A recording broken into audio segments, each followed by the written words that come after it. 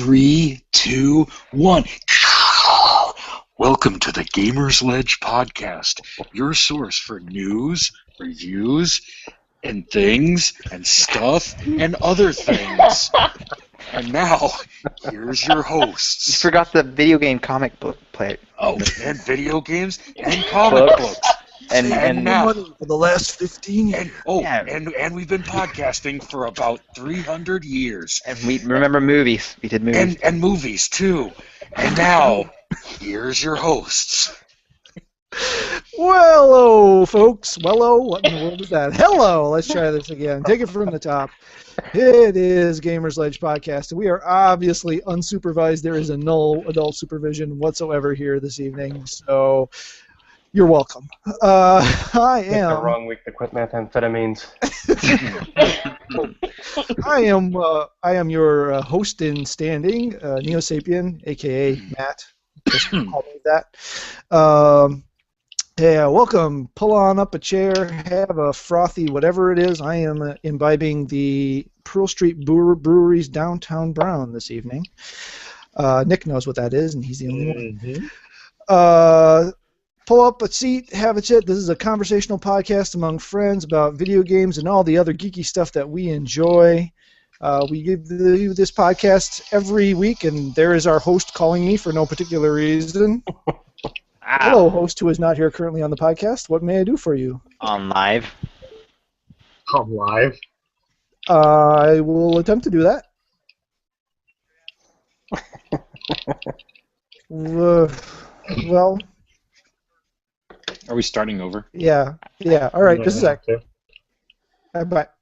Our epic host will be joining us, but of course, since I have to, this is going to be interesting. So, anyway, we'll start off with what we've been playing, and while I figure out exactly how I'm going to do this, I will give it to the Turo, Mr. Toon Monkey himself. Yay! I've been playing Super Time Force. I beat it, and I'm trying to get all the achievements. I think I beat the game in just under 2 hours, 3 hours. It's fun. To get everything, of course, it's going to be another couple of hours. It's fun finding the characters. It's such a weird concept on having. I could play. You only have a minute to play this level, and you can actually play as one guy. If you don't die, you can play the whole level as one guy, shoot everything, and then rewind the whole level and play from the very beginning as another guy, as your first guy is killing all the other people doing the killing. So you can actually take another way to get all the secrets and then rewind the whole game again and play the same level as one guy's looking for secrets and the other guy's killing all the bad guys and you're looking for other secrets the third time around. It is awesome, and then you get to watch your replay. It is really, really awesome. But again, like I said, to find everything, it'll take longer than a couple hours, but it was a short game, 2-3 hours. It was free on Xbox Live, on Xbox One, and I really enjoyed it. Different characters with different weapons, and it had like the chiptune music, so that was neat. Bunch of 80s references all over the place. It'll tell you where you're at and what time in what year you're at. One of the times it said after school. Another time it said hammer time. And that was in prehistoric time, so it was neat. And then a game. I'm really offended that I laughed at that. And then a small game came out Monday night at midnight, and very, very small. You might have never heard of it. Destiny. It's from an indie title. Yeah, very indie. From an up-and-coming developer.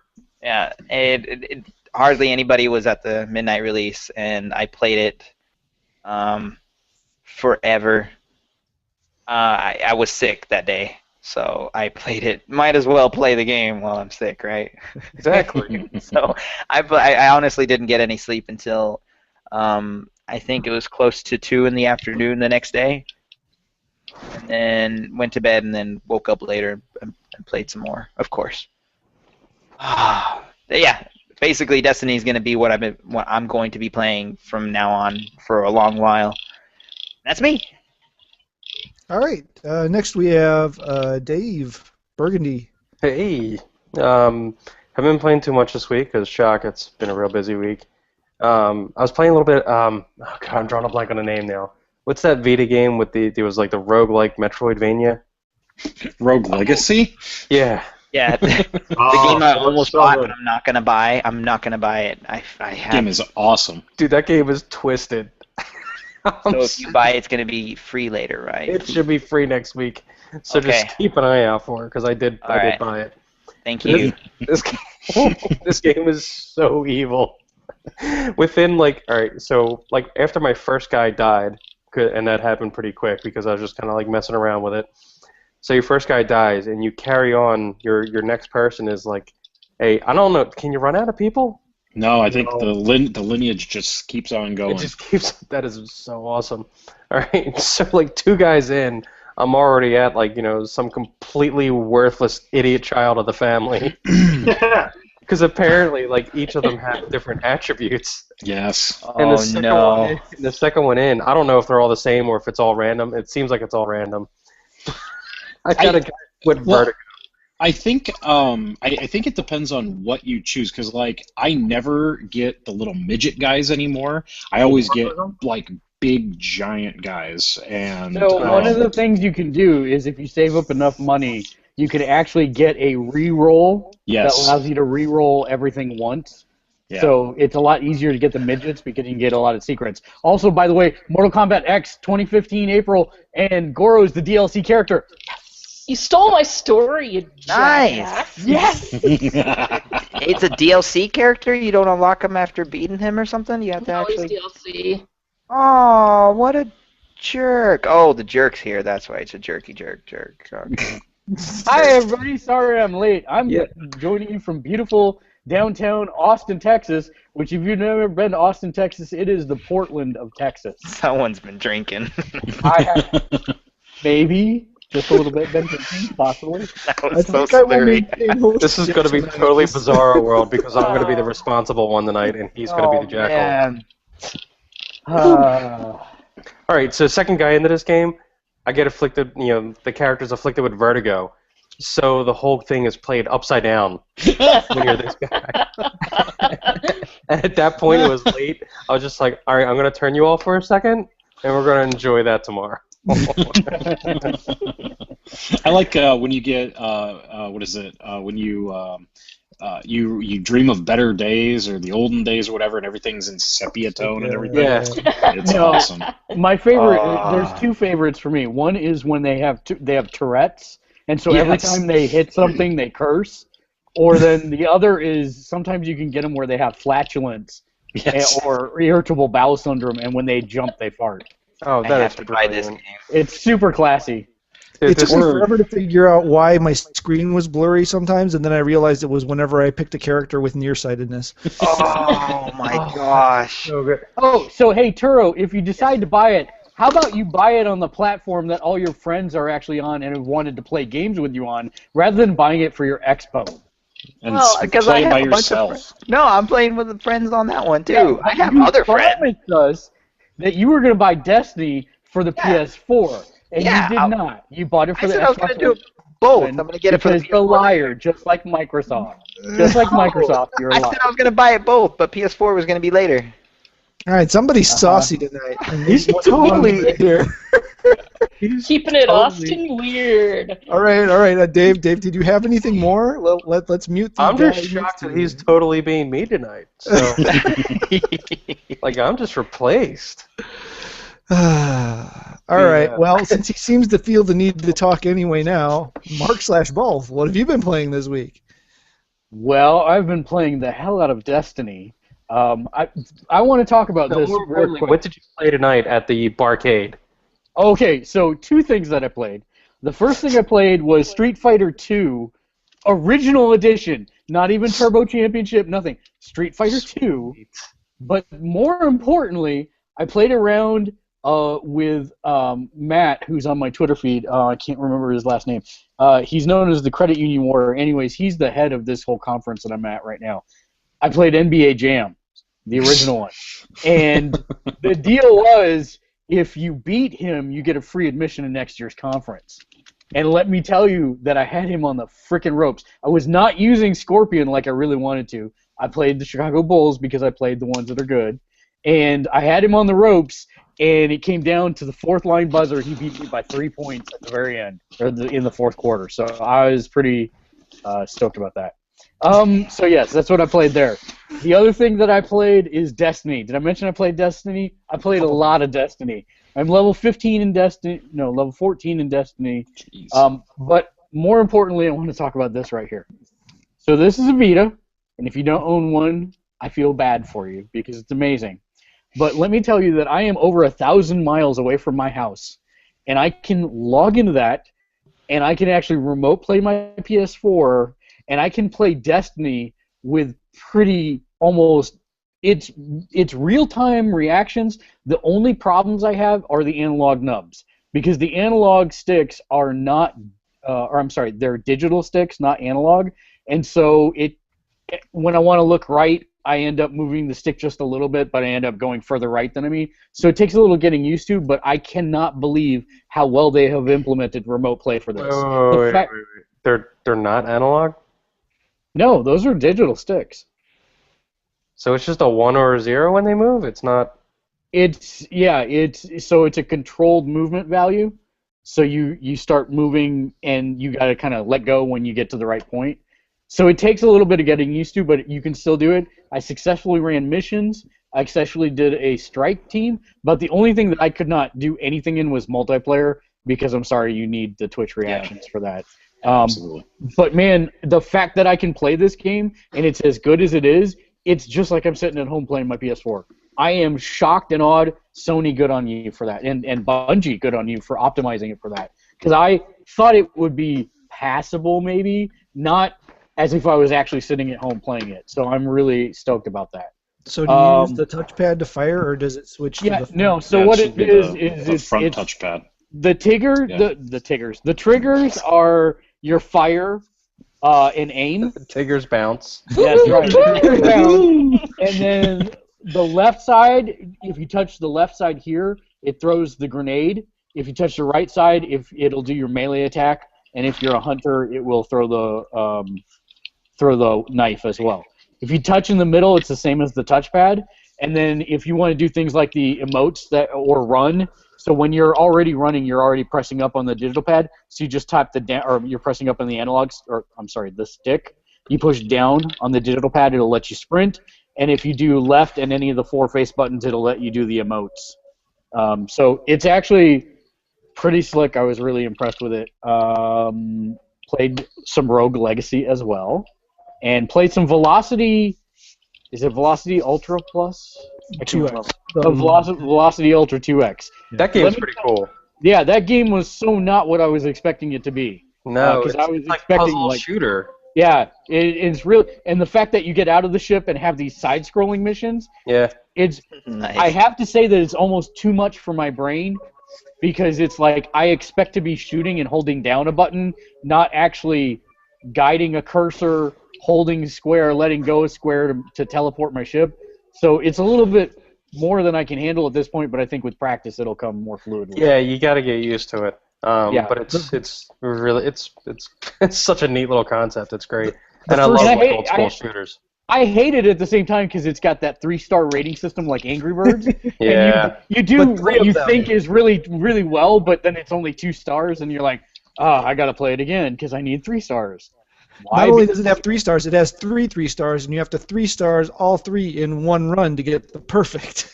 Oh. I have no idea what you just said, but you're blowing my mind right now.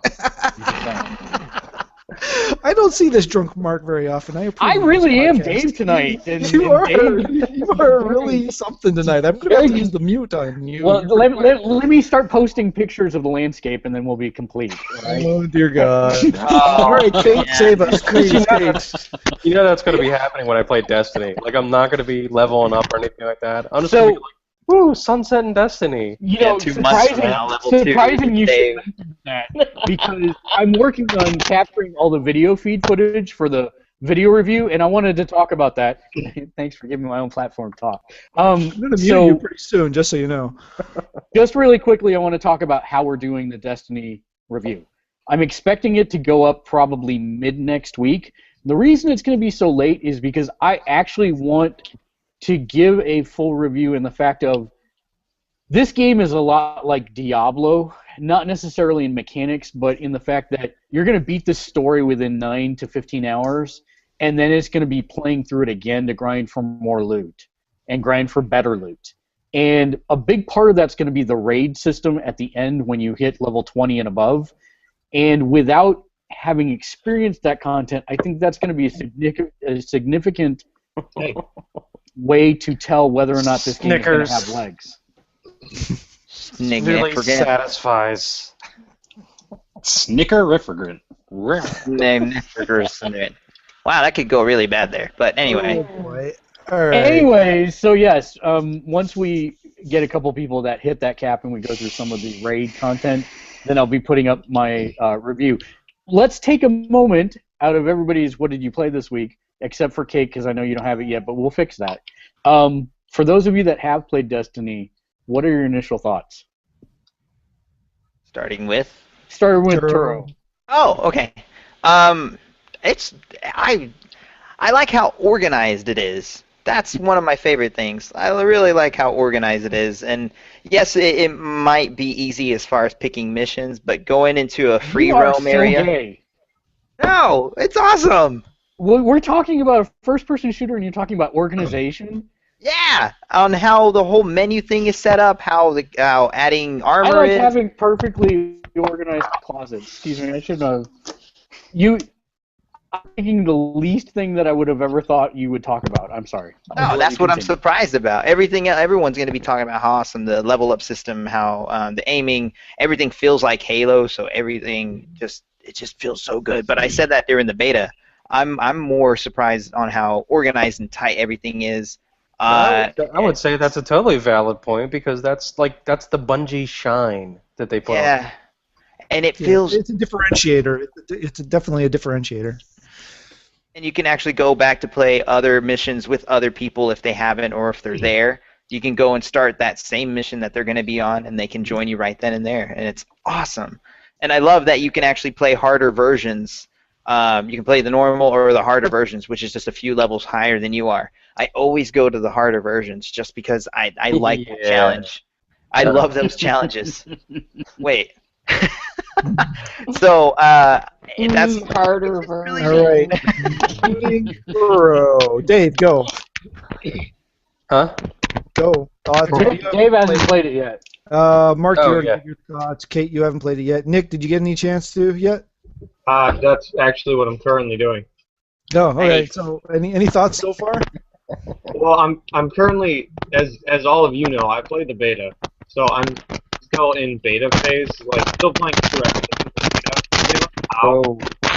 Yeah. Whose mic is that? That's Kate. Oh, sorry. Okay.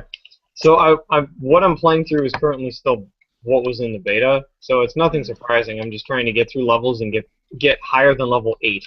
Woo. But there's only two complaints I have, if anything, and it's me nitpicking. One is the trophy list contains doing stuff online that you can't do by yourself. And that is the biggest and worst thing you can do when it comes to trophies. Is they're meant to be achievable by one person. okay. So it's something that I may never do because I may just not have the time or I think something that's Bungie outside though. skill. Even with their Halo games, they did that. They made sure that their achievements. I mean, that's where their foundation is multiplayer. So they wanted some achievements or most achievements to be for multiplayer. So that's Bungie right there. Well, that's Their the thing. foundation is not in that. They used to make some of the best single-player games in existence. True, but the achievements, when they made their achievements, that's where they were relying Here's on. the thing, though. For If trophies, I achievements. understand online trophies. That's fine. I totally get it. You want people to play your online games. That's fine. I agree. It's the fact that there's certain trophies that cannot be achieved through only skill. You have to get certain trophies by having to play with other people. You have to be in a clan. And I don't want to be forced to be social. I hate Exactly. socialness. No. No, it's You stuff can't Yeah. tell me to do that. What is it? Great segue. While we're speaking of clans, make sure you join the Gamersledge clan on both Already done. Xbox One and PS4. You have to I'm do that already on Bungie site. Yeah, awesome. Yeah. I don't know why Well, they don't have that in the app, but Well, I haven't played the game, obviously, but I'm kind of on Nick's side with this because I'm in the unique situation that as soon as online people hear a female voice, they act completely differently. Yeah, and sometimes sorry. It makes it That nigh, never happens. What are you talking about? sometimes it makes it nigh impossible to play the game online. So that's kind of a kick in the proverbial nuts. Well, but you know what I've really been surprised about is how many people do not plug in their mics. I have actually played with quite a few people who are just running radio silent. Yep. I mean, you don't get to achieve much, but it does save you the whole fact of people trying to be mean or vulgar or even different toward female players. Well, and can't you? I mean, isn't the mic pretty much relegated to people in your fire team? Yeah. Correct. So I mean, as long as someone's in your fire team, then you There it is. theoretically should. I mean, especially if you're like running with the Gamersledge people or something like that, you would know everybody, or else, you know, I mean, theoretically we should all be pretty decent unless we're wasted like Mark or something. But you know, it's whatever. Well, the difference though is that even when you guys are wasted, you're not going to be doing like the Gamergate, male right movement, whatever bull crap. Or the automatically send me nude pics. I've gotten so many of those, like private messages. Me too. It really Oh, annoys me, wow. actually. I hear you. The difference is you send them.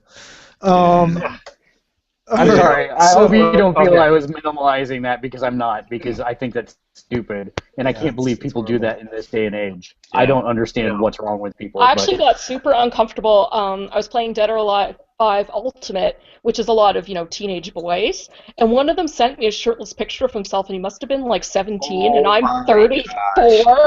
I was like, close. Damn.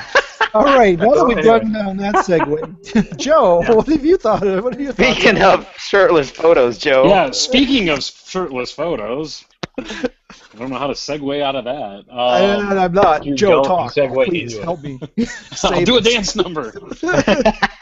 Shirtless. Shirtless. Woo! Interpretive dance. I've been really busy with work, so I've gotten I'm like level 3 right now, so I'm still in the beta stuff, which really angers me because had I known that was I'm going to basically have to replay the beta. I don't want to replay all the stuff that I've already done. That kills me a little bit inside. I have to refine the ghosts I already found, and I can't remember all that. Right. the So gold- Well, Chest some of is them have moved, just FYI. And a couple of the golden chests have moved, not all some of of the golden chests have moved. I thought I found one, and it's not where it was. So really, for all the Earth ones, I've gotten all 4 of the Earth ones that are in the there's same 5. spot. Well, yeah, Yeah, I know. there are 4 that are in the same spot, and then one's moved. Oh, I'm guessing the strike mission one moved. No, the strike mission one is in the same spot. Well, then the other 5, then all the other 4 are in the same spot. No, the one that used to be by the first, what's it called? The Skywatch, the first Skywatch mission. The one that used to be there isn't there. Really? Because they're all 4 have been in the same spot as when they were in the beta for me. Okay. There was one that was in the rafters that's moved, but yeah, well, anyways, yeah. Anyway. Oh, Nonetheless, Whatever. find them on.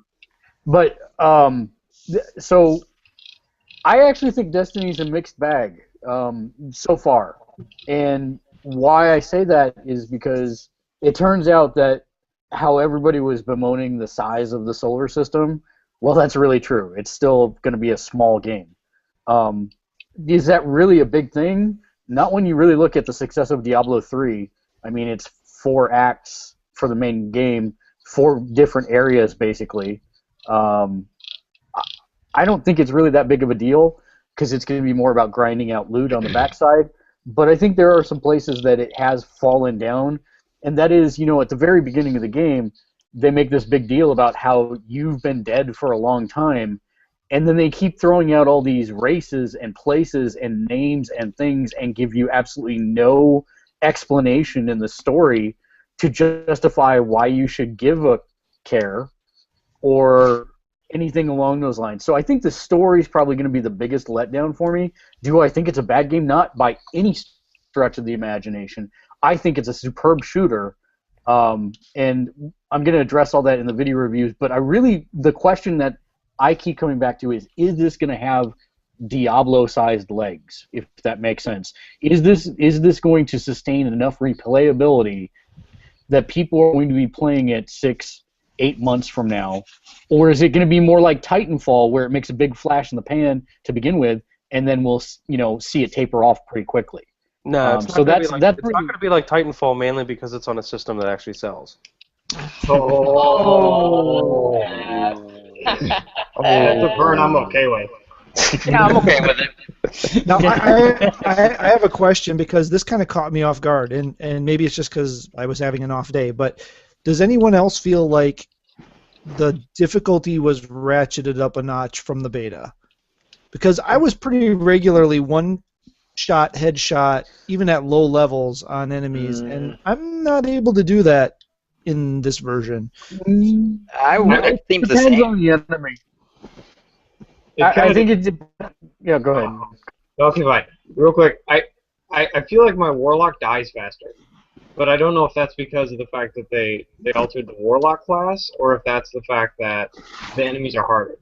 Well, I was playing Warlock before, and I'm playing Warlock again, and I was one-hitting dregs at level 2, and I'm level 5, I think, now, and I'm still, unless it's a level 1 dreg, it takes at least 2 headshots before I can kill it. So I'm just going to throw this out because it's hilarious that you're saying dregs, which is actually the name of an enemy later in the game.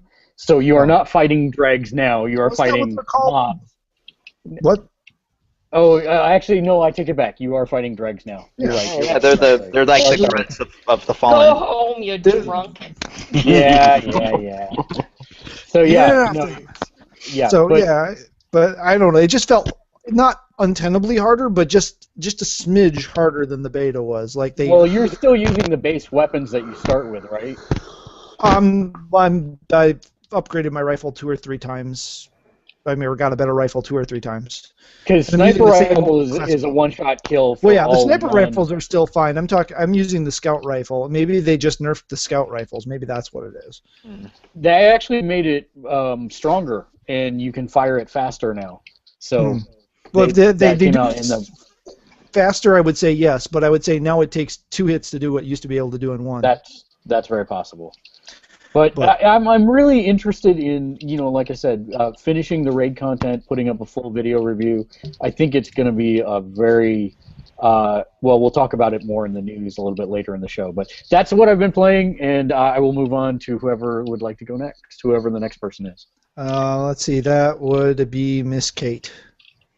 Okay, well, I've actually been doing a lot of geeky stuff this week, I guess. I put up a review for both the newest episode of Sailor Moon Crystal and last night's episode of Face Off on the website. So check those out. Face Off is awesome. I was actually a week ahead because Space, the Canadian version of Sci-Fi, aired the episodes out of order. So I saw last night's last week, and I saw last week's last night.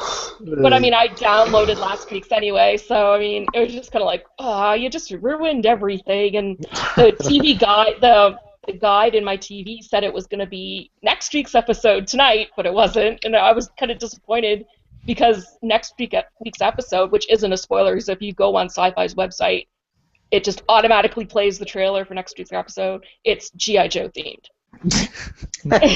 Canada is funny. By funny, you mean awesome. Yeah. And You gotta give Warner. They gave us corner gas. Yeah. That's worth it right there. yes, I'm glad I introduced you to that show. As far as other things, I am a really bad geek in that I've never watched an episode of Doctor Who until very recently. So I started actually watching that. I've seen about the first 7 episodes or so of the Ninth Doctor. I started at Christopher Eccleston's run. So I've seen about 7 or 8 episodes of his run so far, and it's making me wonder why I didn't watch it sooner, but there you go. And as far as games go, Yes, I haven't been playing Destiny. I have been playing Dead Space 3, however. It was free last month for PlayStation Plus, so I downloaded it. I'm a huge Dead Space fan, but I never played it because like it seemed a lot more forced co-op, like they wanted to kind of sell it to the Call of Duty people, as opposed to keeping to its roots of being, you know, it's scarier when you're by yourself. Yeah, my friend said it was a completely different game when they played together than it was by themselves. It is. I'm playing alone. I'm not playing co-op because I don't really like playing co-op. I like to kind of play games on my own time without having to rely on someone else. And it feels a lot more like Dead Space 1 than Dead Space 2 did, because it's a lot more claustrophobic, which is, I think, one of the things that made Dead Space 1 so successful, was that you were so claustrophobic, and then all of a sudden enemies would be like behind you, above you, whatever, in the vents and stuff. And they've kind of gone back to that, because Dead Space 2 was a very open space, which took away that air of claustrophobia. Mm-hmm. Yeah, I'm kind of scared at the little tourist area here in Branson. They're actually building what looks like a giant spire. It's going to be one of those fake air balloon things that you can ride up to the top and then it goes back down. But it looks straight up like a spire from Dead Space. So it looks like one of the markers, you mean? Yeah. Oh, yeah. Thank you.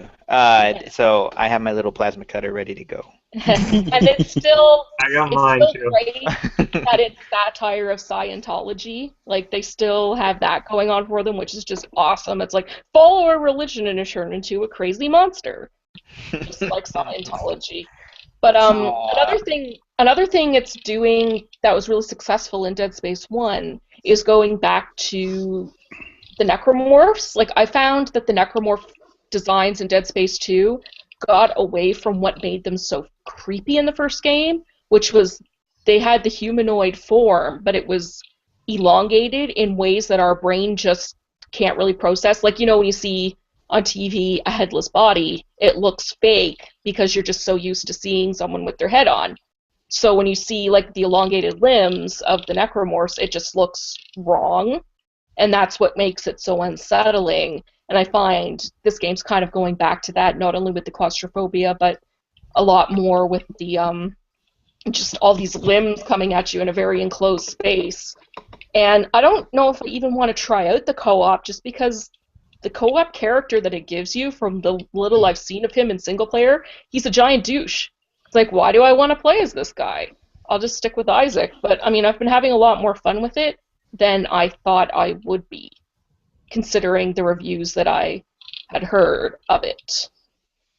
And I guess the only other geeky thing, Hulu has the first 22 or so episodes of the new Sailor Moon dub available for a limited time. It's kind of like an advertisement for what's going to be on the upcoming DVD release.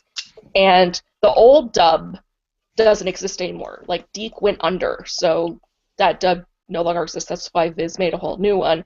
And it's actually pretty decent. I know a lot of anime fans, it's like, dub is like a taboo word. It's like, dub, ugh, no!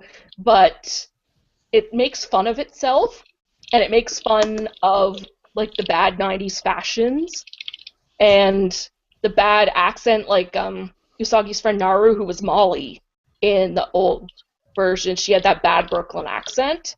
When there's an episode when Umino is dressed as a girl and he's doing a drag impression of her old bad accent, and it's awesome. It's just like, and they also make fun of the old Dragon Ball Z meme where it's like, Umino says of Ami, her IQ is over 9,000, and it's just like, they're having a lot of fun with the dub.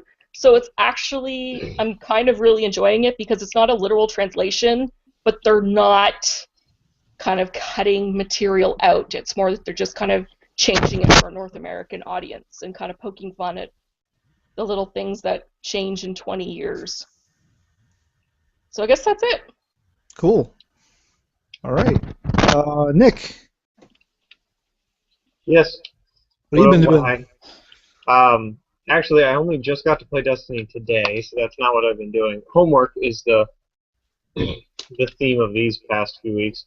Yay, last semester. Let's see. Always playing DOT on my phone, Defender of Texel. Playing Sonic Generations right now. or was. Then I got Destiny, and that just went into the side pockets. Yeah, I've been playing Sonic Generations, really, really good. First good Sonic game in a long time. Haven't watched a whole lot of stuff. Don't know why. Now I'm just really watching random shows, whatever's on Netflix or Hulu. And yeah, that's really it. Nothing new. Pretty focused on school right now, sadly. Congratulations on your last semester, so that's cool. Thank you. All right, Joe. Diablo.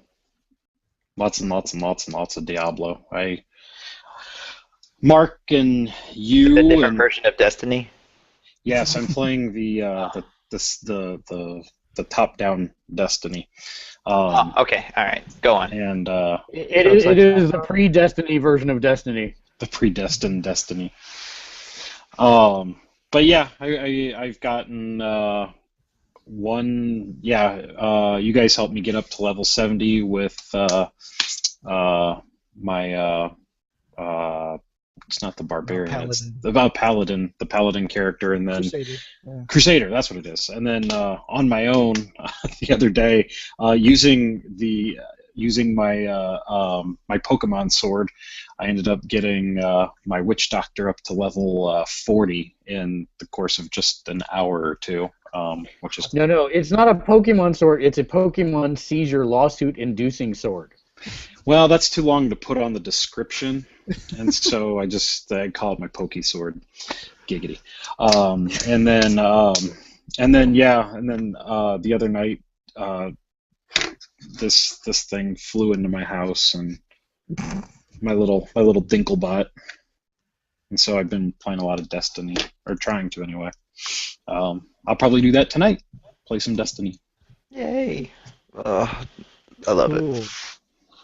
right. And then I started watching Arrow. I am on season 1, episode 4, titled "An Innocent Man." Because I have not seen a single episode, and everyone's like, "Dude, you gotta see Arrow. It's so amazing, bro. Dude, bro." And so I finally have gotten rid of all the series that were in my queue, and so I was like, "Well, I'll start watching Arrow," and now I am. You might be a little put off at the beginning, but stick with it. It gets better. That's what everyone tells me. And Stephen Amell, or however you pronounce his last name, is a pretty genuinely freaking ridiculously awesome dude. Is that the guy who plays Arrow? Yeah, the guy who plays Oliver. Didn't start following him until between last season and this season, which hasn't started yet. And following him on Facebook, and yeah, if he's half as genuine as his Facebook stuff is, yeah, it's amazing. Anyway, so I guess that brings up to me the Diablo 3, which you've already heard pretty much from the other folks. Velocity 2 Ultra X, whatever it's called. It's a little jarring going between ship and person because the controls change, and my brain has a hard time shifting from one to the other, so the transitions are a little rough. But other than that, it's a very nice game. Destiny, like I said, level 5-ish. I think I've got as far as the beta Earth stuff. I haven't gone to the moon yet. And that's about it. Bought Winter Soldier and Agents of S.H.I.E.L.D. Season 1 when I picked up Destiny on Tuesday. It tickles that little funny geek bone of mine when because they released both Winter Soldier and Agents of S.H.I.E.L.D. on the same day. So I got a kick out of that. Was there any crossover stuff in the special features or anything like that, or? I don't know. I haven't watched any of the specials. That's the first thing I'm going to do when I start with the Agents of S.H.I.E.L.D. is actually watch all the special features because that's where it seems like the stuff is at. Other than that, Doctor Who, the 3rd episode was this last Saturday. So still digging into that. I do owe you guys a review for that episode. I was hoping to have it up today. That's not going to happen. So by Friday, it'll be up. Are you liking the new Doctor yet? I like him. This last episode, preview of my the premise for my review is this episode was obviously written with my kids in mind because they loved it. Me less so. Oh man, he made so many references. Well, yeah, there's that. It was But, so awesome. overall, though, it wasn't. Okay, the spoon thing. I can't get over the spoon thing. That was the dumbest thing I've ever seen in a Doctor Who, and I've seen way. a lot of Doctor Who. That means Yeah, he's like that was- hand-to-hand combat, John Pertwee. What? No, that first the spoon all of a sudden appears out of nowhere, and he's licking frosting or something off of it. No, and then- and he put it back in his jacket with frosting on it. I know. No, you're wrong on this one. Accept it. He already knew what was gonna happen. He was like, "I'm gonna need a weapon later." Yeah, Yeah. that's exactly what happened. He's that awesome. Anyway, but yes, I do like Capaldi as the Doctor. I'm hoping this next episode is what I think it's going to be. And we have a surprising amount of arc information, considering this is still a Moffat-run series season. So that's intriguing. But other than that, let's get on to news. So. Oh wait, well, Do we sort have of before we get to the news thing, we need to talk about. attention whore tonight. No, it's news related. So give me a break, and it wasn't on your list because there's nothing on your list. But I No, digress. my list is on my tabs in my browser. So The guy gets a haircut and a couple drinks in him, and all of a sudden he's like, so I got this. I'm the Doctor. if you weren't aware, we attended the GameSpot Expo 2014 today. We have GameStop? GameStop. I thought you said GameSpot. Did I? Maybe you might have. I don't know. no, Well- you heard right. We attended the GameStop Expo 2014 today. And we'll be having footage of that going up on the site here in the next week or so. We'll say that we got a great hands-on interview with the Shadow of Mordor lead developer. So that's some interesting stuff. There was some Mortal Kombat X played and viewed, and lots of other great exclusives that we will be debuting on the site. A big piece is going to go up on Costume Quest 2 from Double Fine. Oh, sweet. So, yeah, so we have a lot of Costume stuff. Quest. Yeah, and not a lot of places that I've seen are covering that particular game. So I'm interested because it's one of the few games that they've ever done a direct sequel to. So Give me my We'll have all stacking that too. What's stacking too? It's the game with Russian nesting dolls, people. Oh, it. okay. It's awesome. That's Okay, awesome. So yeah, so we'll have that stuff going up. So look for that here. suck. shortly. Was there any new Mortal Kombat footage at the There expo? is- Or was it all? There is no footage allowed of Mortal Kombat X, sadly. So we've got some over-the-shoulder impressions. I'm not sure. We'll see what I get that's usable from the footage to edit it down. You weren't that guy with the camera, real quick. Just Click. No. So, anyways, that was a very interesting show. We'll be having something on that here in the next week or so. So now we can continue to the official news. All right. So I'll go ahead and go ahead and throw out if anybody's got something they want to get on, holler out.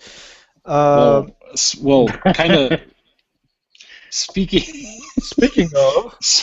of the GameStop show, they announced there's a new DS coming.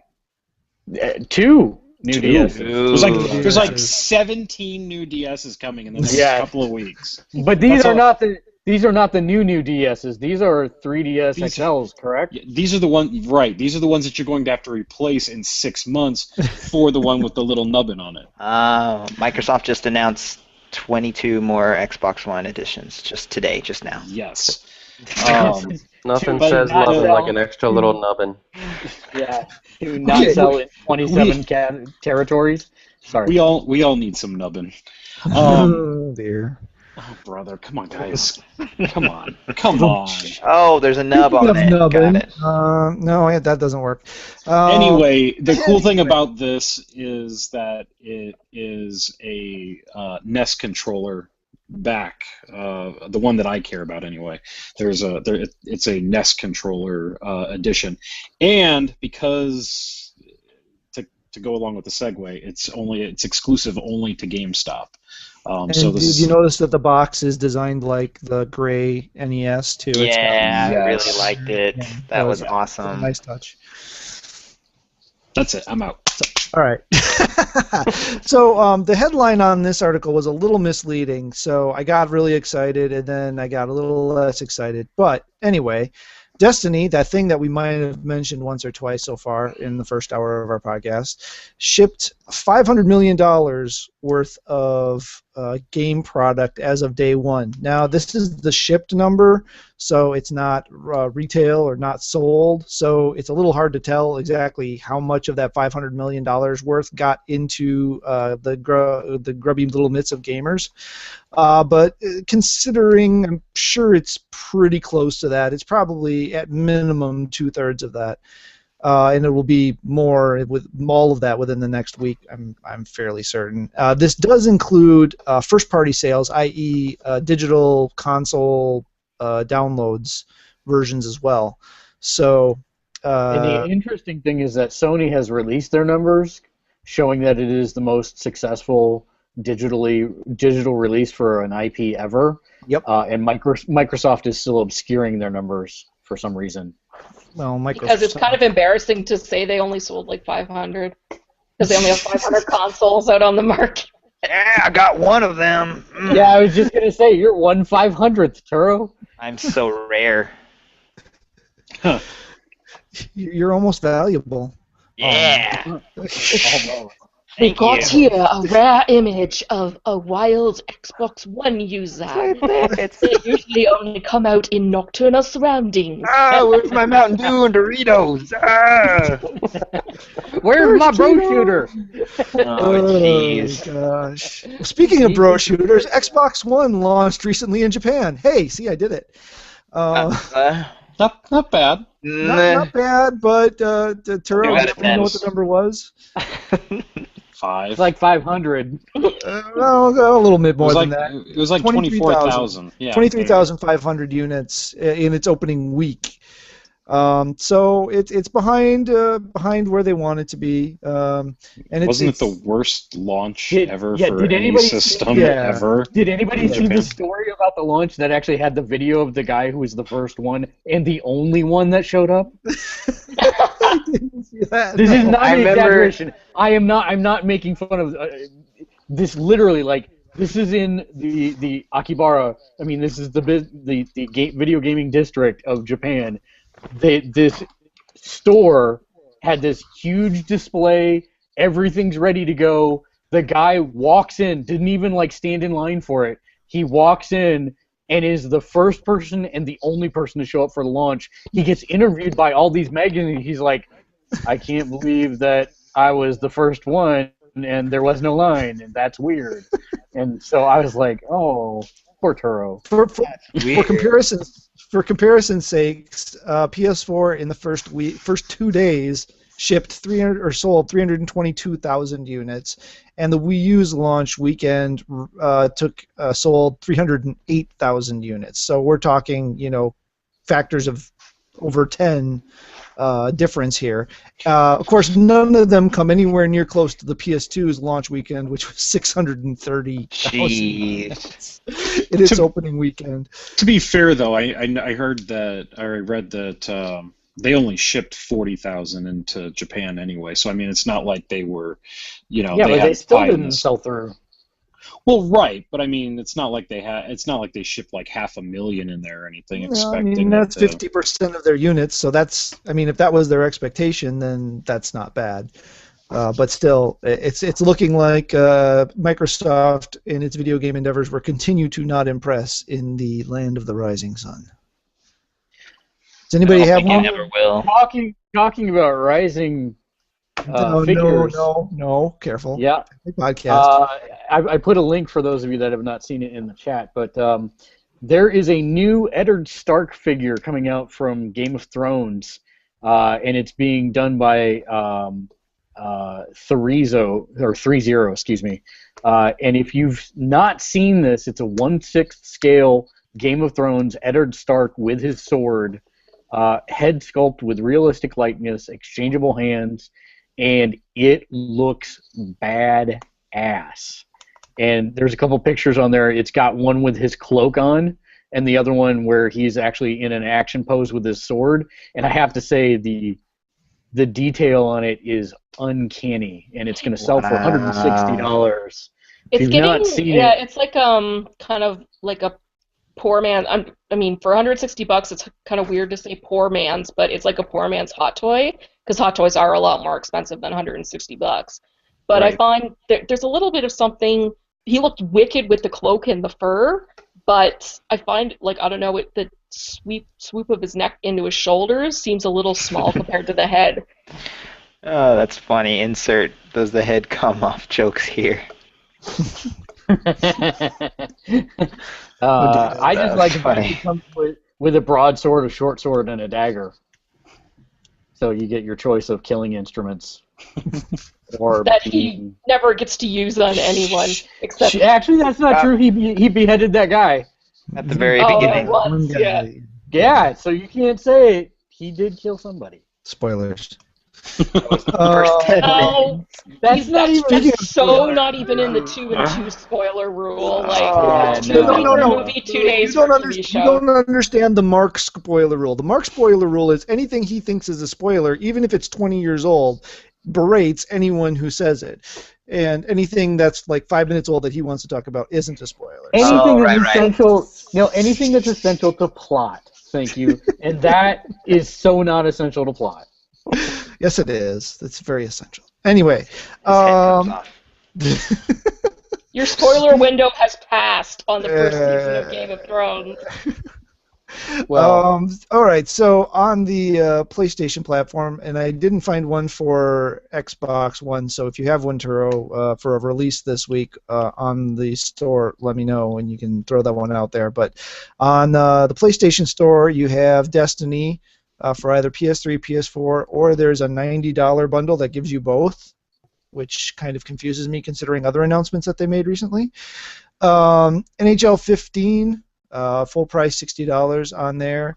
Also on PS3, the ever classic Mega Man X5, not quite as good as X4, but not as bad as any of the ones that came after it, for $6. So that's an interesting one to be out there. There's I don't even know what this is, but Alawar Farm Frenzy bundle for $6. Also. I don't know. Also, this one's the one that I think will be of interest to people here. The Evil Within for PS3 or PS4 for pre-order is now live on the PSN. If you're a Plus member and you pre-order it, you get $6 off and can snag the game for $54 rather than $60. Ooh, big savings. Ooh, they still could match digital downloads differently than actual physical retail copies because they've cut out all the manufacturing costs. Yeah, that's what I was thinking. It's 10%. I'll take 10%. Is there any special edition anywhere of that game? Because not that was listed here. And we might have actually played that today. Just saying. Is it yay or nay? I'm hearing mix. So the answer is the section that was given to play was very confusing. There was no setup and no PR guy. So we were kind of thrust into it, and there was not a whole lot of context, and Daniel did not have a real good idea of what was going on. Sounds like the thrust. It was. Never mind. Speaking of not knowing what's going on, hey, Turo, I hear that Xbox One has got an update coming in about a month or so. Any word on that you have in your knowledge base? They were saying something. There was a little thing that added on there, but I ignored it because I was playing Destiny. All right, so they have the new update, and I was like, nope, Destiny. So the new expanded features and tweaks to the store, forthcoming firmware update overhauls the Xbox One Snap feature, which I'm not familiar with. It gives users easier access to snapped content without having to head back to the home menu. So, yeah. I did read that. I don't have to say Xbox Snap achievements or Xbox Snap this or not, and you don't even need to connect anymore. What is it? Because what is it you can you just have double. To say to tell it to turn off? Snap. Oh. What is it you have to say? I know. Xbox, shut off! Xbox, shut off! She's staring at me. I know. Sorry. So what system is it that this is on again? It's the X-Bone.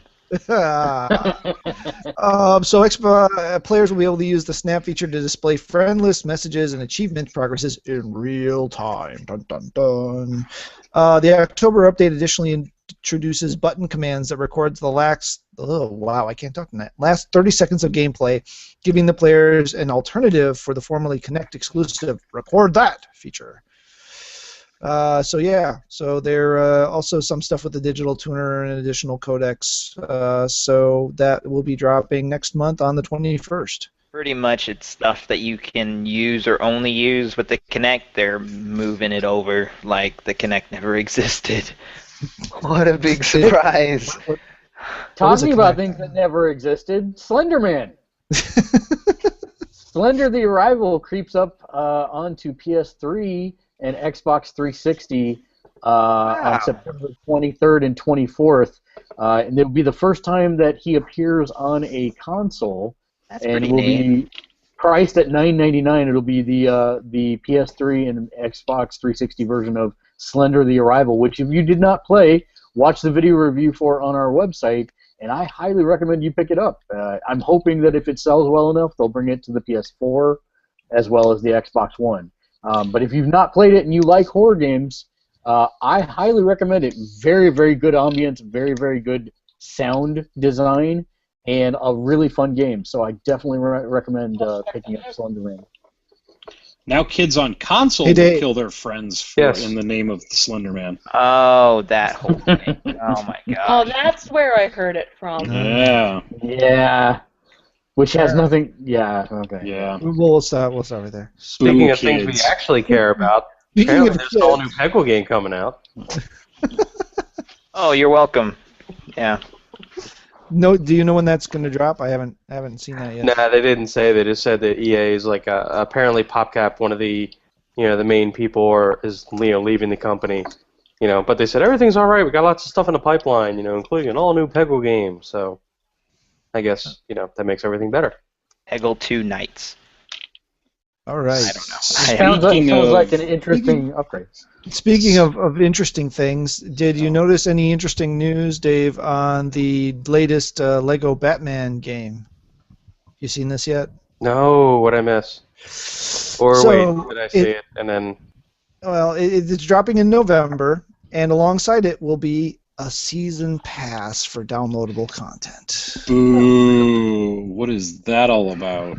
There are going to be 6 DLC packs for Batman 3 Beyond Gotham, Lego Batman 3 Beyond Gotham. Season pass will run you $14.99 for all 6. Yeah. And the pass will launch on every platform except Wii U, 3DS, and Vita. I have a question. Where did the first DLC come from? The very, very first one where you bought a game. It was Elder Oblivion. Scrolls. Horse Armor. Elder Scrolls Oblivion, Horse Armor. Yep. That was the very, very first one. Well, I mean, it depends on how you look at it. high I mean, technically, the second mission of Doom was DLC because you had to buy it separately. So, Well, those were add-ons. PC. Yeah, you weren't downloading anything back then. Yeah, Well, this you was, weren't this was downloading add-ons. anything, but- Where did it first come from, like on consoles? No, Elder Scrolls Elder Oblivion, Scrolls. Yeah, Elder Horse Scrolls. Armor. They You could buy started it armor all. for your horse. And it Oh, was that like did not- $249 or $299, and it was like the Well, worst deal. Wait, is that the first? Is that considered the first DLC, or is that the first microtransaction? That's the first microtransaction DLC, which is what this is. Okay, so we're just all considering it that now. So if you don't want to buy the season pass, they will be available individually for $2.99 a piece. The first 3 announced so far are the Dark Knight pack, Batman 75th Anniversary pack, and Man of Steel pack. Doesn't that sounds like just costumes is what it sounds like to me, or sounds like you're getting Lego guys. Nope, Or is it all of actual which will have a levels? story mission plus free play modes, Oh, as well as okay. extra Okay. characters. at least there's stories are and stuff actually- to it. I You're want to getting do a segue. Segue, go. Speaking of a buttload of DLC, I want to go back to talking about Goro in Mortal Kombat 10 X. All right. Because there's going to be, we've seen from the character releases, there's only a certain amount of slots available for storyline characters, and half of them are going to be new. So everyone's like, oh my god, if my favorite character isn't in there, I'm going to be so mad. Don't worry, they're all going to be downloadable at some point. This game awesome. is going to probably have 50 characters for download. Is my favorite character Freddy Krueger going to be in it? No. No, they're gonna do console exclusive characters like back with Soul Calibur and Vader and Yoda kind of thing. It's just they haven't said anything about. They just said we will have console exclusive characters. We're just not telling you who they are. I mean, rumors were, maybe PS4 gets Alien and Xbox gets Predator or something like that. That's or cool. the one that I heard that if it's on Xbox, I'm going to violently murder everyone at Microsoft is Pinhead from Hellraiser. If that's not on Sony, I'm going to die. Because Pinhead's I would marry that guy. Seriously. That tells a lot about you. It does say a lot about you. So I'm gonna go now. I find that movie very arousing. So if he's on my Xbox, computer's shutting down. That's so weird. Oh no. Oh, grow up. Kate, you are welcome to stay as long as you want. You fit right in with this podcast. And I'm not even drunk. I'm 100% sober. Speaking of things that even Dave wouldn't buy drunk, Xbox One. Xbox One and PlayStation 4 gold-plated. $1,300 a piece. Oh, I did it. I'm so sorry. What did you do to her? I'm so sorry. Okay, you're good. I'm sorry. Don't. Connect. We love. There's gonna be some domestic violence over there soon. You may see the murder of Turo. She already knows I'm punching you for buying it on the Xbox One. I'm just saying. Oh yeah. So anyway, there you can for over $13,000 a piece have a gold-plated Xbox One or PlayStation 4. $13,700. I don't even know. I mean, it's like. Well, listen. When you've got a gold-plated toilet, you need accessories to go in there. Yes. When you're the king of Saudi Arabia, you want everything to be gold-plated. So the cases were created by an Italian jeweler, Gatti. Italian. Gautier. Gautier? Did you just say Gatti? I don't know how to pronounce it. I phoneticized it. I got the E part right. Yeah, he thought it was the boxer, Toro Gotti. Why did I have a better chance of pronouncing a Japanese word than I do an Italian word. Let's just leave it at that. All right, so they're priced at 50,000 AEDs. I don't know what an AED is either. European adjusted dollars? That could be adjusted European dollars. I don't know. But that comes out to $13,700 US. So anyway, yeah, I just had to throw that out there. I don't really have a point other than. Well, for a cheaper and less stupid version, the Destiny bundle for PS4, it's white and it looks really pretty. Yep, and I want it. And speaking of things you could upgrade, Destiny, as a matter of fact, comes with a free current gen upgrade for now. Bungie announced this week that they are working with Xbox 360 and PS3 versions so that jumping to the next generation or current version won't cost anything until January 15th, 2015. So if you start playing now, you can get your PS3 or Xbox 360 version. All your characters and everything carries over to the next gen or current gen version, and you have until January 15th, 2015 to get your new console and start playing. I think they're overestimating my bank account. Bungie say that game is supposed to have a 10-year lifespan? 10-year like lifespan that, is what they're saying. So I mean, this is part of why I wanted to wait on the review until I get all the way to the end. because the first download content doesn't hit until I believe the end of the year.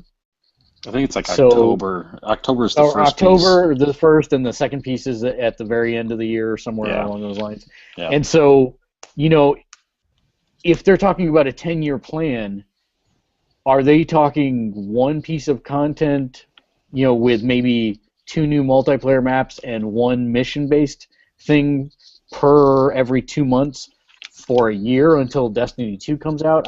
They haven't really done a good job of clarifying what that 10-year roadmap is. So I'm very interested to see where this goes. Speaking of where interesting things and where they're going to go, I love that you're all having to do my job tonight. This is has anyone heard about this whole Mojang thing? Oh yeah, that was actually where I was going right now. I was praying for a good segue, but it just didn't happen. No. But anyway, go ahead, Matt. You go ahead and No, you got it, Rock. I've been talking too much. So apparently, a Notch person, whatever his name is, that has made the oh my gosh, that has made the crafting mines. Wow, the mines of the crafting. So no, Microsoft, I was watching this. Video Lego? I was watching Dave's screen like have an earthquake. I was totally distracted by that. So anyway, Notch and Microsoft apparently have been in cahoots, and supposedly they're in talks to sell off Mojang to Microsoft for the tidy sum of $2 billion. But nobody has said anything yet. If he doesn't do this, he's the biggest moron on the planet. That's all. Well, so here's how you know it's true. Nobody has said anything. Well, specifically Notch himself, because he did not go on to Twitter and tweet, "This is stupid, I would never do that," which he has done in every other time that there's a rumor or anything else that's happened. He is being completely silent. And the follow-up to that story is that Notch will not stay with the studio if Microsoft does indeed buy them out, because Notch is not a corporate guy and he's not going to play by corporate rules, which I don't blame him for, but yeah. And he's going to have $2 billion and he's not going to need it anymore. To me, this is exactly like when Microsoft bought Rare. He's going to go on Twitter and go, "You people spent $2 billion on Video Lego." Yeah, pretty much. But to me, this is just like Microsoft acquiring Rare past its prime. And it seems like it's a very unwise investment. Now, what's interesting about this is, even though contracts are in place, there still is no Minecraft Vita currently released. And the question becomes, could this actually affect the realization of that contract? Because if Microsoft throws a bunch of money at the intermediary developer that's porting it and says, just forget about this and make this go away, then suddenly there is no Minecraft Vita. That's more the interesting discussion to me than necessarily about the purchase, even though I think it's incredibly... Yeah, I agree, Dave. He's got to do it at this point, or he's the biggest hypocrite in the world. Yeah, it's just crazy. It's crazy not to. I mean, sure, there's going to be a big surge probably around November of interest in Minecraft, mainly because they're doing minifigure scale Lego sets. No? I'm the only one that even cares about that? Okay. But one Lego thing that actually managed to make me not care about. I just know nephews are going to be wanting the hell out of those sets this Christmas, so I already got Christmas figured out for everybody this year. Unless they have something in the pipeline that Microsoft is really gambling as the next big thing, but they got money to throw around, so it doesn't really matter. Speaking of having money to throw around, or not being able to throw it around, I guess. Sorry, Kate, did you have something? Gee, thanks for the insult. No, I don't have anything. I thought I heard your voice. I'm sorry. I'm not watching the stream. I'm looking at web pages. I thought I heard your voice pop up. No. Sorry. Okay. Sony will be cutting the PlayStation Store from the PSP in some regions.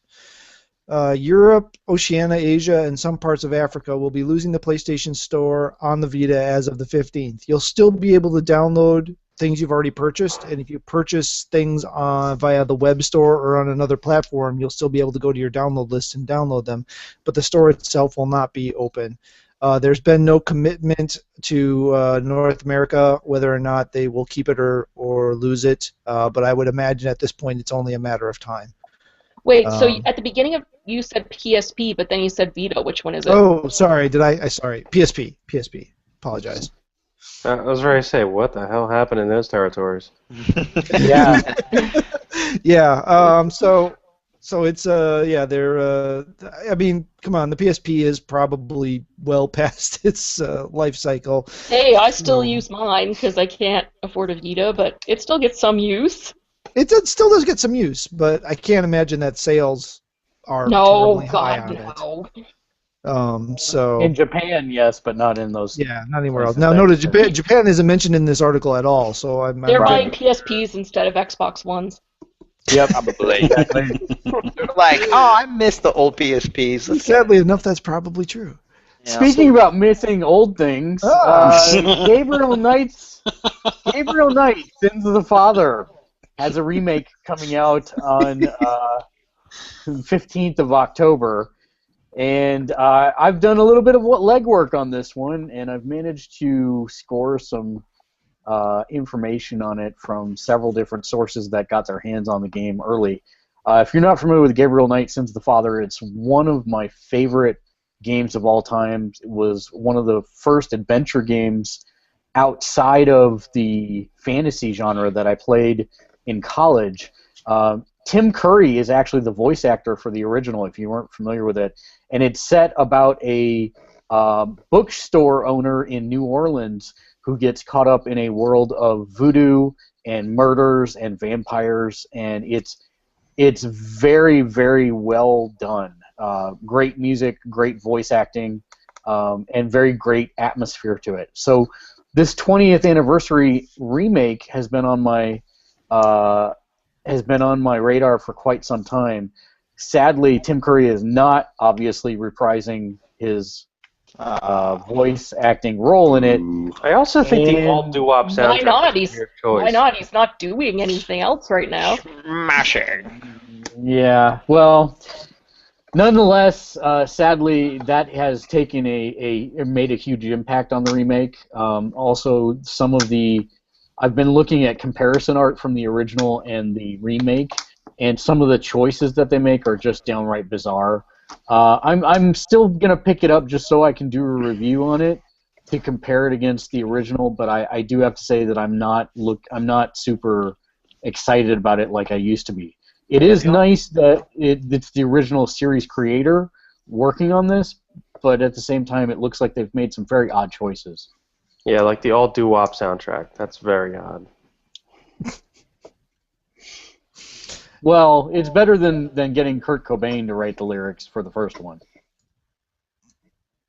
Thinking of the first one. No, I don't know. I don't got it. Actually, that actually works for the next article I was going to go to. If you Oh. don't have something. I have something. Okay, Speaking of go. the first article, if you can't get enough of Chris Pratt, he's going to be on SNL. He's going to be hosting on September 27th. So if you can't get enough of him, as being Star-Lord from Guardians of the Galaxy, then go ahead and watch him on SNL. Yeah, I hope you like him. He's going to be everywhere now that he's the big deal. Yeah. And for some He reason, already I was feel... everywhere here. You know, eventually he's going to do a pratfall. I'm just saying. Hey-o! In the SNL, though, I feel that Bradley Cooper is going to be a guest star. You know how they come in and stuff. I feel like he's going to be in it, so I'm going to be very sad if he's not. They But yeah, could totally make him do makeup like a badly done CGI raccoon. yeah, exact something. That would be the best. Be like, maybe we should just go CGI with this, and then Bradley's like, seriously? Or something, I don't know. The brain is a turning and a cooking. I get it. It was like So when do they you- had John Hamm and Michael Bublé, and they had Ham and Bublé. Ham and... that was a funny scat. So to use Turo's wasted, speaking of originals or first things or whatever he said. That's not what he said. I like it. See, you don't know it. The English version of Square Enix's Dragon Quest I is supposed to hit US's Apple iOS, whatever you want to call it, App Store this evening, making it the first time in 14 years that Enix has released the original Dragon Quest in North America. However, but it is not the 8-bit NES Dragon Warrior that we probably played and ground 14 hours fighting skeletons just so you could get to the first town. But the recent Japanese remake of said game. So having not played that, I don't know what the significant differences are. But anyway, if you own an iOS device and have interest in playing what was probably the most grindy console RPG I ever played, then go ahead and check that out. Speaking of difficult things, God, I thought it was like I actually had a way better one than that. Speaking of remakes that Japanese people are doing, Oh, well, that one makes things. sense. There you go. I like that one. that Dead or Alive 5 is going to be put out in another edition. So this will be its 17th. They've had Dead or Alive 5, Dead or Alive 5 Plus, Dead or Alive 5 Ultimate, and now they're going to release a new version called Dead or Alive 5 Last Round, which I guess is just going to include integration of the 3 DLC characters they've released in so they can have customized tag teams. It's well, this is also the company Team Ninja. How many versions of Ninja Gaiden Sigma are there out there? 10,000. So they're doing the same thing again, and it's going to be playable at Tokyo Game Show. Nice. Can we talk about the collector's edition for Batman Arkham Knight? Which one? Oh, that's right. There's 2. You'd be crazy if you bought both of them. Yeah. That would be absurd. Oh, my lord. Nobody would do that. Yeah. So this has been a bad week to be a Batman fan, or a bad. So Dave, month. I don't know about it. Tell me about it. Okay. Yeah. So I already it finally showed up this week because I missed it right away, so it was back ordered. The $200 Lego tumbler. Anybody seen that? Yes, I did. Oh, it's ridiculous. It's awesome. And it has a Heath Ledger Joker. Yes. In minifig form, so that's awesome. So I go into GameStop, and they noticed that I had 2 copies of Batman Arkham Knight on pre-order for some reason. He goes, there are 2 regular ones. He goes, but they just announced the collector's editions.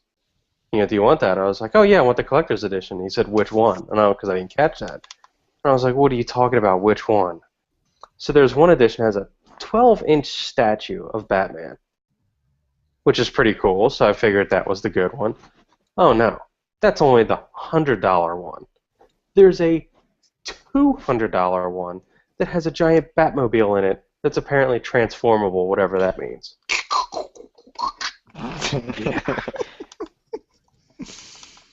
So I have both on pre-order.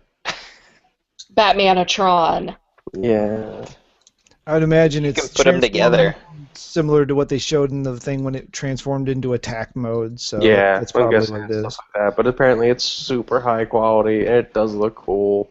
It'd be cool if it could transform from the old style Batmobile to the new Tumbler. How they do that, but that would be crazy. It would be even cooler if it had activated ablative armor.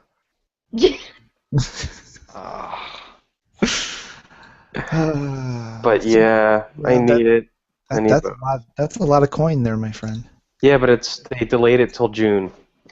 Yeah, well, which means when you think about this from a analysis perspective, they knew out of the gate that there was no way in hell they were ever making the October original release date. Yeah. Well, I think No they may way. have initially shot for it. yeah, it's like, oh, let's give it our best try. But the thing that's good about it, and the thing that I love about it is it's back in Rocksteady's hands. So they're just like, it's not ready. I It's think not June hard. is a smart. I think June is a smart choice because there's nothing coming out. I think Yeah, June's it's an less amazing competition. choice. I think it's an amazing choice. I think it is a great time for it. This game's going to do very well because Rocksteady's going to have time to make it right. They're going to do a great job like they did before, and it comes out at a time of year when everybody's going to be clamoring for something. And it's perfect. totally going to suck because it's a week before E3. And it won't make it to Judges Week and all that other Yep. whack-a-madoo stuff. But yeah. Speaking of whack-a-madoo stuff, Sony had a little bit of a blurb on their page through DualShockers that said that Bloodborne producer Masaki Yamagawa tweeted that let's prepare a prize for those that beat the boss in the demo of Bloodborne at Tokyo Game Show. And they have confirmed that they will have a prize for anyone that can beat the demo boss.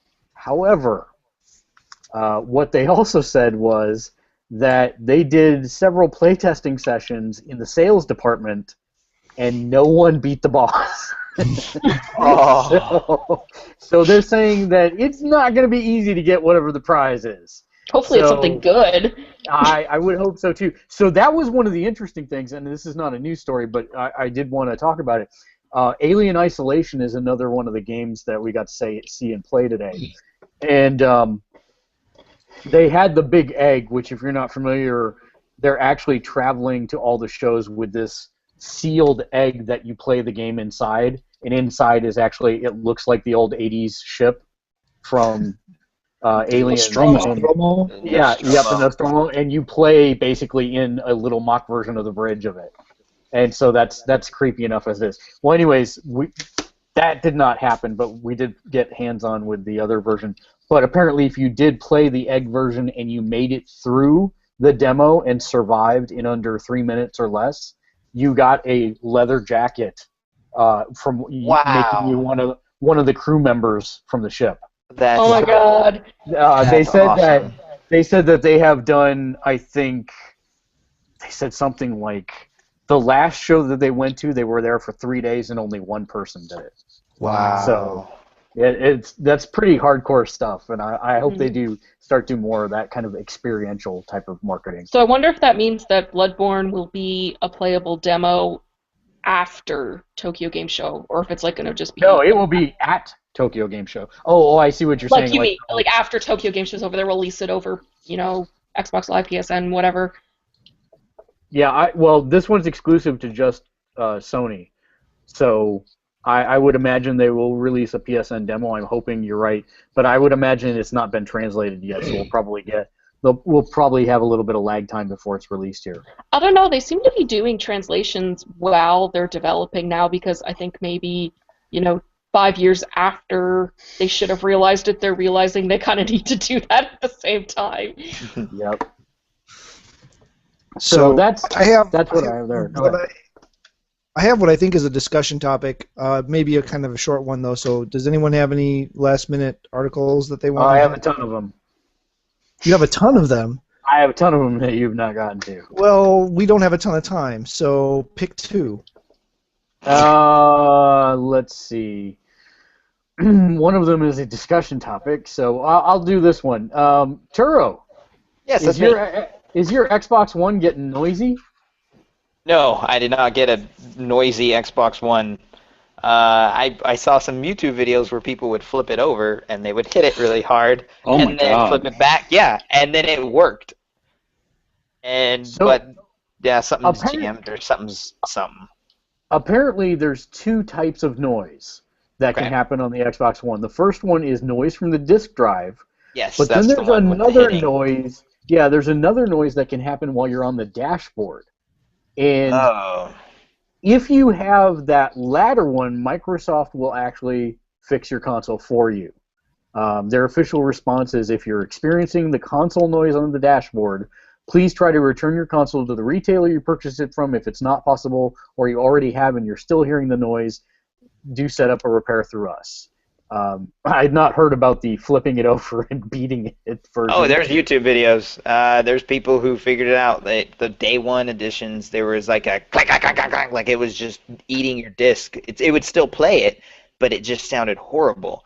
So people would flip it over, and they would just go bam, bam, and then flip it back, and it fixed it. I was like, wow, okay. It's like back in the original PlayStation when, like, you know, they actually told people to flip it over, like put the disc in, flip it over, and then it's fine. And then people were like, no, it's a broken PlayStation. They're like, oh, there's nothing wrong with it.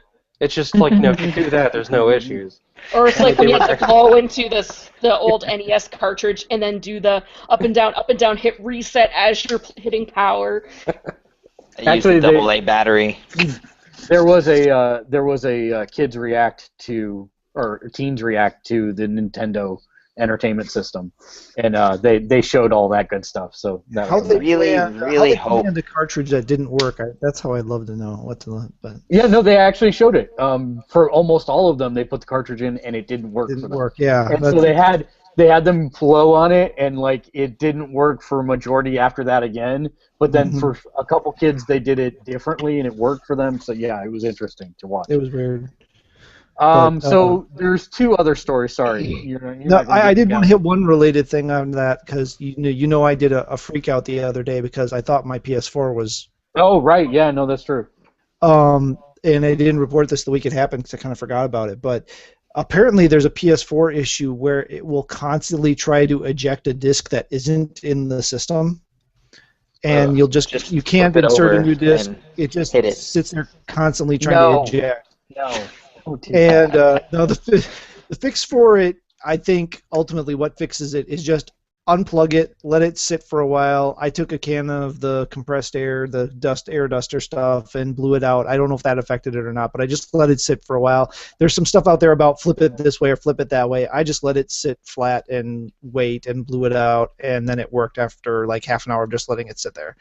So if you do get hit with that, just unplug it, let it sit for a while. If you got some compressed air, the canned air, go ahead and blow it out just to be safe, and give it about a half hour and then plug it back in. Hopefully it'll work for you. Otherwise, contact Sony's support line and see what they can do for you. And speaking of blowing things out, Wizards of the Coast released D&D Next, the player handbook, today to major retailers and bookstores across the United States.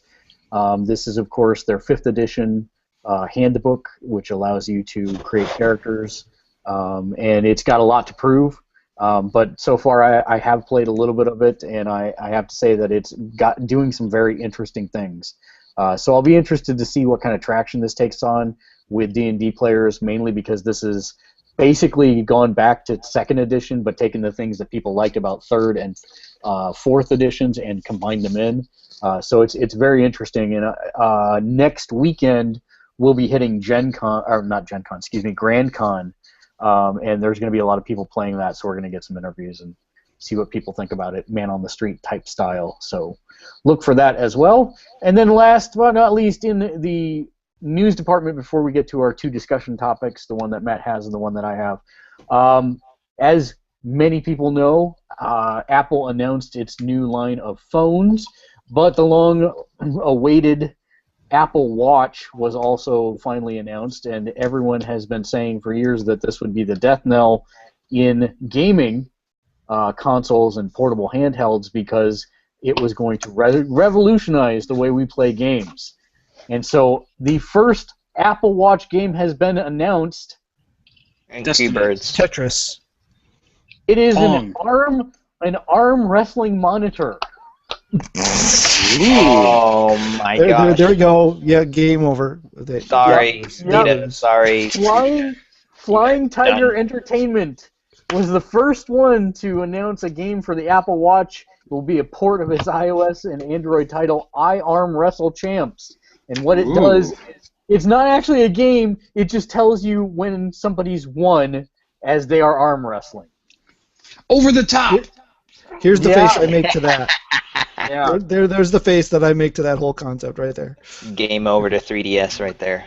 Yep, that's which one? New 3DS or new 3DS? Both. They're done for with that game. Yes. All right. So let's talk about.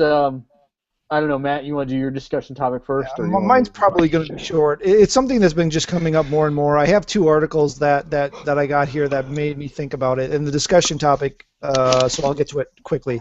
The 2 articles are, first was a follow-on part to the Mega Man 5 X5 is the fact that Mega Man X6 probably won't come out, not because it sucks, but because it has licensed content in the form of its soundtrack and 2 J-pop songs, Moonlight and The Answer, as well as voice acting in it. I believe that was the first one that had real voice acting in it, and those contracts apparently come with a deadline, timeline, what would you call expiration on it.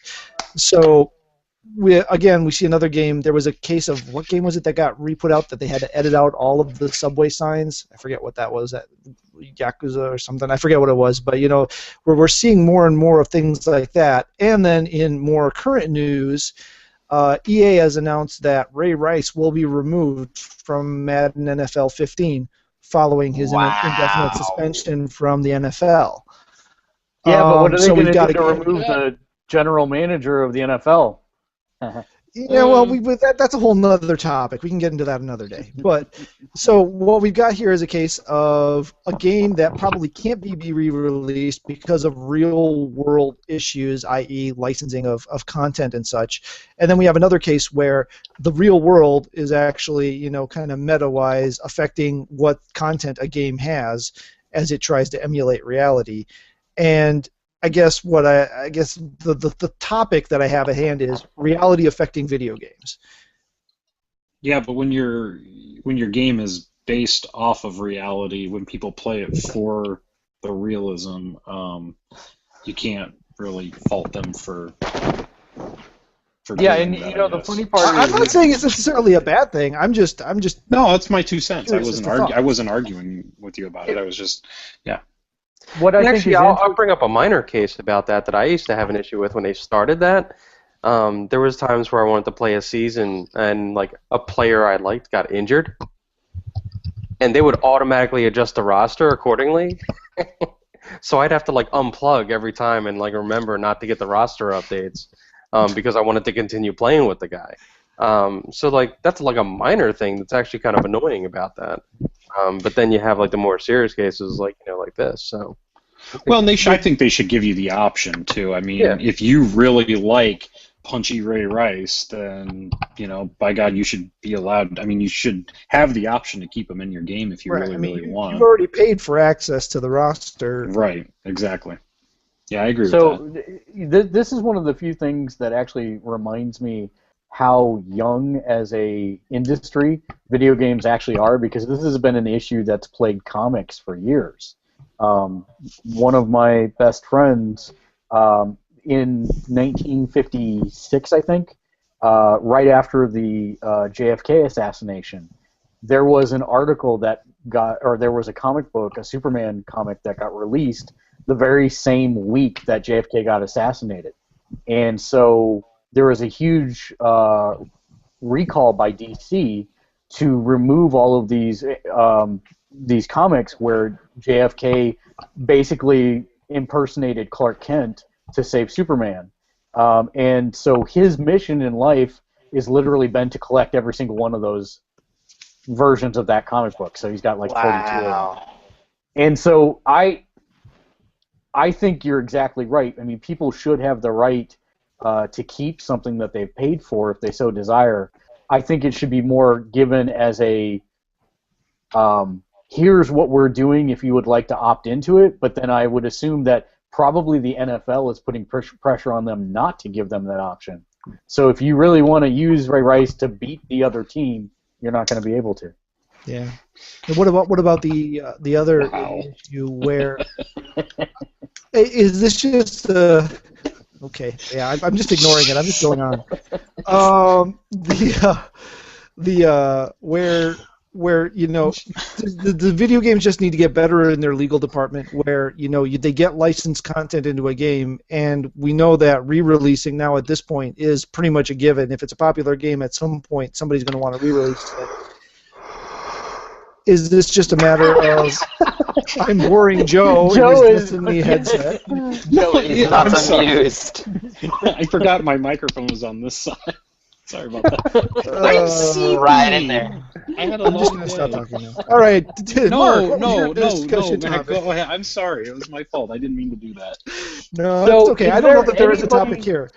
I mean, there I don't anybody- know. I honestly don't know. Is it just bad licensing that these game companies did because they didn't have enough forward vision, or is this? I mean, there's issues in this in TV shows too. Like the kids, one of the older kids were starting to watch Charmed, and it doesn't have the theme song that it was on when it was aired. It has this other theme song because the license expired for the theme song that they played when the show was airing. Blah blah blah. And it's with Dawson's Creek. I think the same thing happened to, and somebody just left. Yeah, Nick had But- to go to school tomorrow. Oh, okay. Yeah. Oh, yeah, there's a post. Sorry. Didn't mean to call him out on that. Good luck with school. So, you know, is it an issue? It's not lack of forward thinking. It just comes down to dollars. I mean, you that's the way these deals work. Is you secure a license for something for X number of years if you don't own it, and at that point, then you have to do whatever your backup plan is or renew the license. And most people say, well, it's much less expensive to create a new theme song because we're re-releasing this content anyway, and odds are 9/10 of the people that are going to be watching it have never seen Charmed and won't know the difference.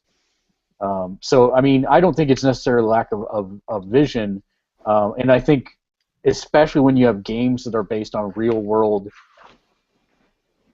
people that are licensed to be in that game, you're going to see these types of issues. Now, if it was something like NFL 2K that used made-up players, I mean, you wouldn't see them do something along these lines because it would never come up.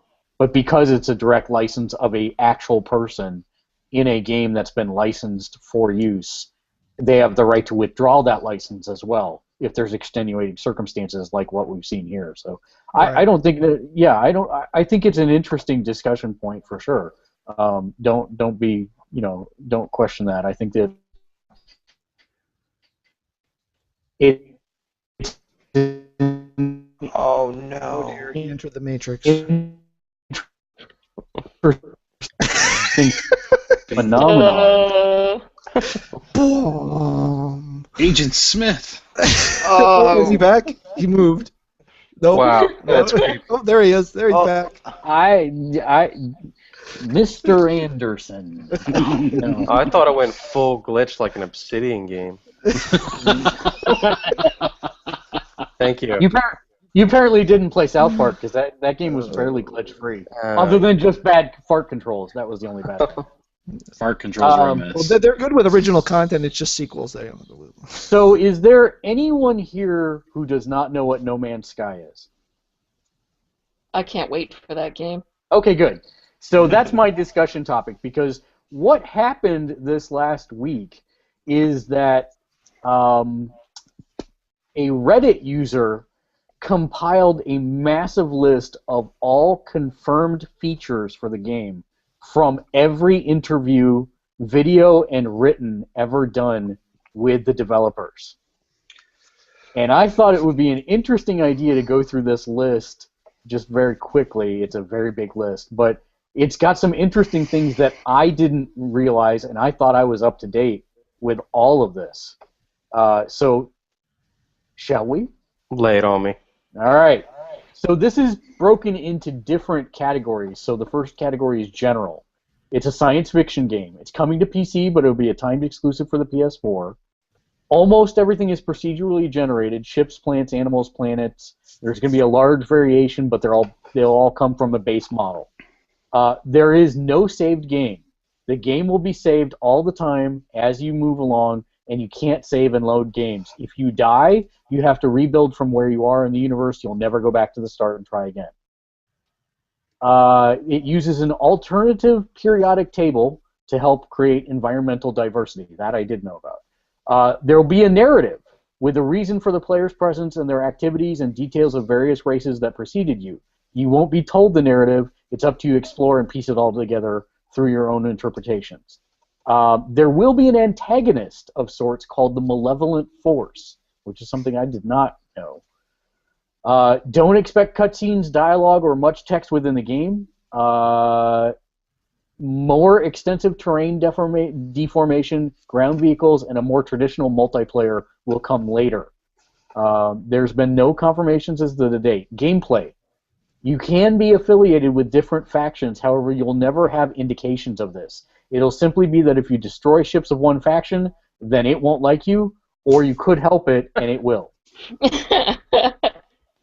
If you have a good... Yeah, if you have a good status and affiliation, then you'll be able to call on AI wingmen using the D-pad for firefights or whatever. God, this is just like Spore done right. Yeah, pretty much. Resources can be combined. There won't be any quests or missions to go on. It'll be up to you to decide what you want to do. The hope is that your natural curiosity and the richness of the worlds will be enough to keep you interested. This game is going to be so bad for us. Oh, I know. It's going to turn into a game of Risk, you know that.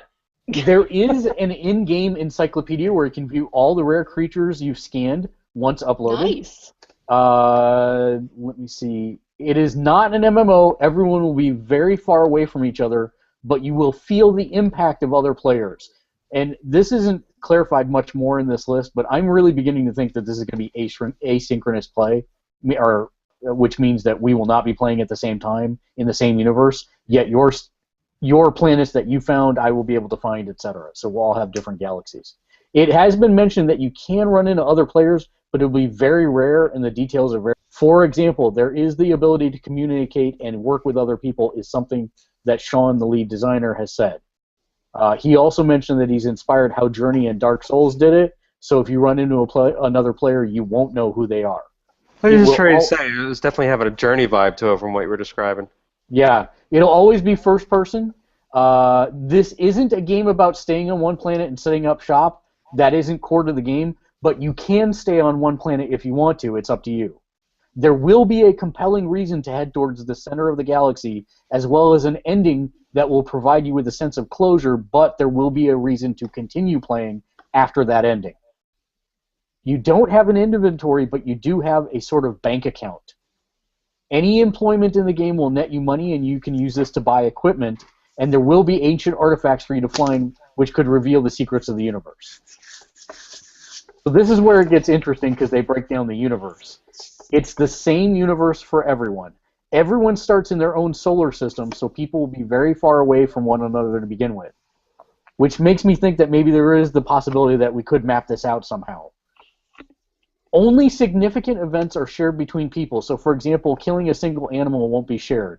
It'll always be dead for you, though. But if you wipe out an entire species, then that would be shared with everyone else. Oh, yeah. There is an offline mode, which means that you wouldn't see anyone else's discoveries. The game is made up of multiple galaxies. The planets within the universe will have a 10% chance of having life on them, with 90% of them having no life at all. Of the 10% that does have life, 90% of that will be primitive and boring. So the lush garden worlds with more evolved life forms will be very rare. Just like the real universe. Yes, exactly. But they can still have valuable resources on them, and planets will generally only have one type of resource. In every solar system, there is one core thing that you can do which is of great significance to that solar system, and that is shared among everyone and fundamentally changes that solar system. Like blowing up the sun. Yeah, that's going to be my guess. Do we want to go through the ships and planets as well, or we got the idea here? I see a couple people falling asleep, so we might have gotten the idea. Okay. Oh, people work and stuff. It's 1:11 in the morning here. It's 11 here. It's 11:11. Yeah. Weird. It's 11:11. So, anyways, I do recommend that if you want to read the full list, seek out the Reddit thread. It's easy to find. It's called basically all known No Man's Sky facts, and I personally cannot wait for this game. Turo, are you going to get it on PS4? Pretty sure. I think it's only PS4, correct? And PC. Yeah, But, you know, I'll get it, you could get the PC version just to spite us. No, I'm not doing that. Uh-huh. I told you I was getting Xbox One or Destiny on the Xbox One, and PS4 is coming later. You do realize that if you get the PS4 version, you could be playing on remote play while she plays on the TV with the Xbox True. One. But not with my character that I already made. He's level 13. Okay. So I guess with the Does anybody else PS3 have anything else? I guess with the PS3 version of Destiny, I wouldn't be able to play with you guys, right? That is my understanding, but I have not done any research into that. Oh, I'm trying to remember. Yeah, I the servers aren't connected because mostly because of snipers. Because the draw distance on the last gen consoles isn't as far as the current gen consoles, and so the current gen consoles would have an unfair advantage, and so that's why they just chose to keep everything within its own little console bubble. Oh. But your character will The be harder. characters do. Your character and your progress absolutely transfer over, but cross pollination between the two consoles doesn't work. We lost So- Dave. Oh, no, there he goes. Oh, he's alive. Didn't pass out from paint cubes. All right, well, I don't have any reader mail or anything because I didn't get time to put it all together because I don't understand time zones and how they work. Yay. Because I totally thought it was at 10 o'clock, even though I changed time zones. So What time zone are you in right now? I'm in Central now, He's in the real time okay. zone now. so I totally Real time zone. I was out doing a work thing, and I'm all like, oh, I got plenty of time. I got to be back by 10, even though it's 9 here. So sorry about that, guys. No, I'm in the real time zone. I'm in the future. Ooh. Whoa. So it's like 4 in the morning? No, it's 1:14. It can be whenever you want. It's in the future. Wow. I think shinier in the future. Shiny Captain. Well, in that Then case, now. we'll do final thoughts, starting with Taro. Play more Destiny. Just play it. That's it. Matt. I wasn't ready for you to get to me yet. Stuff, things, do them, have fun, be nice. Okay, thanks, Rick Grimes.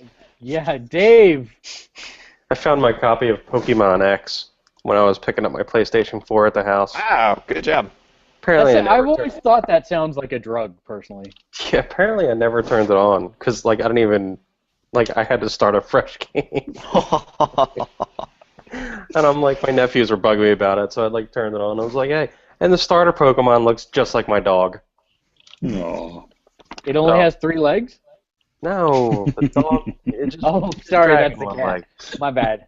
No, the cat has 4 legs. Just 2 of them just don't work. 2 of them don't work, and my dog has 4 legs, but just one of them doesn't work now.